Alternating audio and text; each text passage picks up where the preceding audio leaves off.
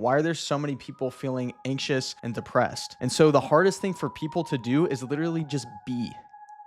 Be.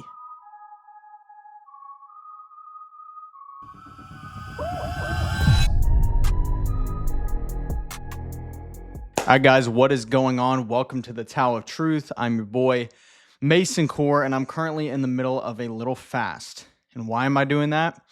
Because I've been going through a roller coaster of emotions and just like wild things happening over the past week. And so I want to talk to you a little bit about that. Past few days, I have felt so disconnected from God. And it's like literally, I feel like I'm knocking on a door and nobody's there. It's like, it feels like an empty home. And so today is a lot better. I'm getting that connection back.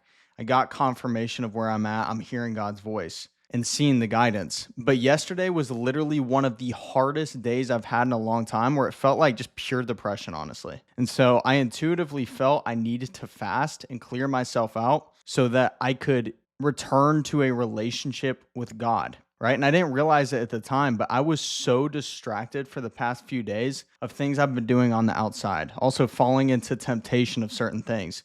And the ironic thing is, literally last week, there were 3 guys that came to me, 2 of them having an Islamic background. And without me really doing much other than having a conversation with them, these guys all started seeking a deep relationship with Christ and converting. It makes no sense to me. There was points where I was questioning if this was real. Is this God doing this? Yes, it clearly is, because there's no way I'm able to do this. I don't even know what's happening. I'm just speaking. And it's funny because one of those guys throughout the day, we were having some back and forth, some conflict where I felt like, there was some beliefs trying to be debated. And I wasn't really trying to debate anything. I was trying to connect and share truth. And, during these debates, I just noticed this energy of not wanting to hear what I was saying, not wanting to listen, not really wanting to connect, and especially being closed in the heart, which keeps us from being receptive in the first place. And so I brought this up to him, and there was still a lot of pushback. And so this conversation ends. I'm kind of pissed off. I'm sure he's frustrated too. And so I'm going for a walk down the street, and I say, God, I'm going to keep his name out just for privacy's sake. I'm like, God, I pray that you open this man's eyes and heart to see you working around him and through him right now. He may not see you, but I can see you working in his life and drawing you closer to him. And literally the next day, he calls me and we're going through this situation of some like crises type stuff. And by the end of that call, he was so open to hearing the voice of God coming through him, and he had been blocking it because he realized in himself his heart was closed. And so the funny thing is, the reason I say this is that sounds amazing. I was on cloud 9. I was high in the spirit, and I'm like, dude, God is using me like crazy. And then literally the next day, I do some stuff where I fall into temptation and end up disconnected with myself. And so I'm feeling anxiety, confusion, lack of clarity, you name it. I'm like, dude, I feel so bad right now. I feel like there's this disease inside of me, because I've realized as God uses us as vessels for whatever his purpose is we become tools to connect to the divine. The higher we go in responsibility, the harder our fall is going to be, because we're responsible for way more. If God lifts us up and we choose to knock ourselves down, there's going to be a big problem. And you're going to lose some of that responsibility for a little bit, and you're going to have to feel the pain. And yes, God is extremely forgiving with everything in your life, but that doesn't mean you don't have to learn a lesson to keep you from doing it again. It's like a good parent is still going to make a kid feel some type of punishment or pain if he does something wrong, while still loving him, just so he can learn that there are consequences to his actions. And so that's really what I've been experiencing. And yesterday, I decided, you know what? And after getting confirmation from my girlfriend about it, I was like, I need to fast. I need to just chill out and do nothing and fast. And so I literally meditated and sat and read the Bible for the whole day. I didn't do much work. I did one work call and I was like anxious the whole time on it. But I just sat and stayed in silence, just waiting. And there's been a verse that has come up to me in my mind over and over and over. And if you're new here, I just want to let you know, like, I've been getting pulled to this Christ journey a lot in the past few months. I've been deep into the esoteric side of things. I've done plant medicine. I've gone down this unique path, like climbing to the top of Mount Kilimanjaro. I've done so many unique things to give me this diverse perspective of God and understanding God and really connecting to the truth about who we are in our real nature when we're connected to source.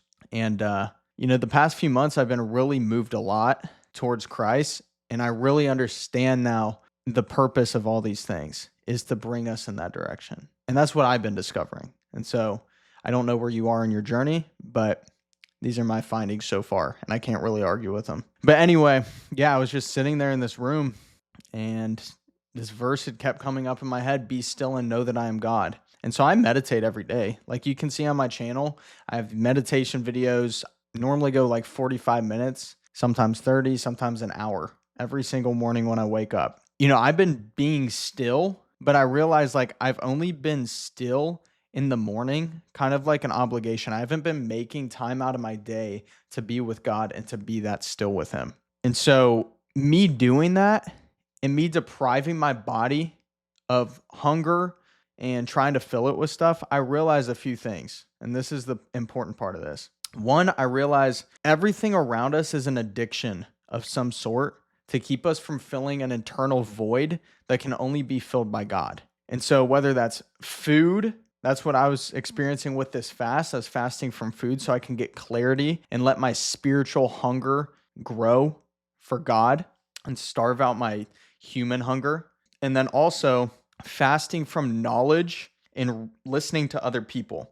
That's the hardest thing today because we live in this overstimulated society where ironically we're the most connected than ever to other people, but we feel the most disconnected to ourselves and to the Creator. And there's something wrong with that, right? When we have access to all these people around us, we can get all the info we want.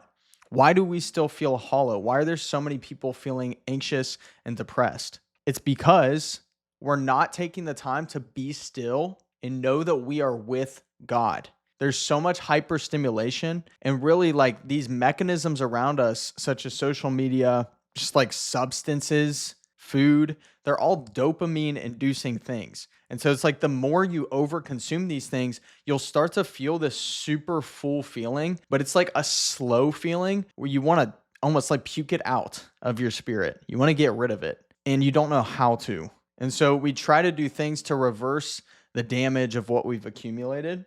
But then we go back into the same habit over and over and over, and we keep returning to the addiction because we never get to the root cause. And the root cause is literally just sitting still and doing nothing. And so God has equipped us with this skill set, which ironically is one of the most powerful and potent skill sets that you can have for your spiritual development by literally doing nothing. You literally have to do nothing. And people ask all the time, how do I fast? You literally just stop consuming, whether it's food or social media or whatever it is. Maybe even just talking to people in public to distract yourself from feeling that you don't like how you feel about yourself. And so like the reason most people want to know how to fast is they think there's a certain way to do it because they're so stuck in this mindset of do, especially in the West. It's like we're drinking caffeine all day long to overstimulate our nervous system, to keep us moving and not being present in ourselves, just get the task done. And with that, we become disconnected. And so our entire being and identity is caught up in what we do instead of who we are. And so the hardest thing for people to do is literally just be. That's all you have to do. And it's not doing anything. So if you're looking for a shortcut in that, here's the part where you have to be a little mature and grow up is there's nothing that you can do to make it easier. There's nothing that you can do to avoid the work of sitting still and watching yourself observe the emotions and the cravings in your body that are crying out and trying to get you to feed them. There's no shortcut to that. All you can do is literally sit still and trust that God is with you. That is it. You have to take your perspective off of yourself, otherwise you're going to fail. You do not have the willpower to get yourself past it. There has to be a higher purpose above you that carries you forward. Because if you make it all about you, guess what? You're going to start focusing on your body and the cravings that you are feeling. So divert that focus from you and put it onto the craving God is feeling to know you deeply. The craving you're feeling to get past these cravings that you have on the surface and actually be still and grounded and feel present and confident in who you are. The only way to know who you actually are is to stop being who you've been, because the person you've been has been doing things that are not aligned to that identity, that true you. You have to let it die. Let it die. If you cannot let yourself die, you will never truly live. That's all I got for you. So, dude, I love these short podcasts. So, this is fire. So if you're enjoying these, like, let me know, drop a comment, make sure you subscribe to the channel, share it with some people.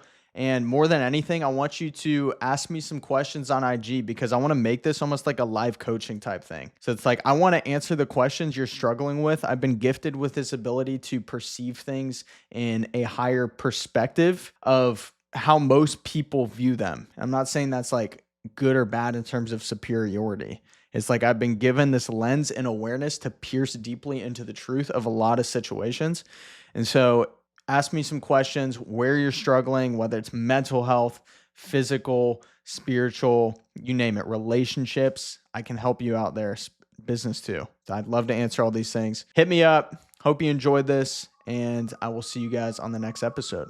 Peace.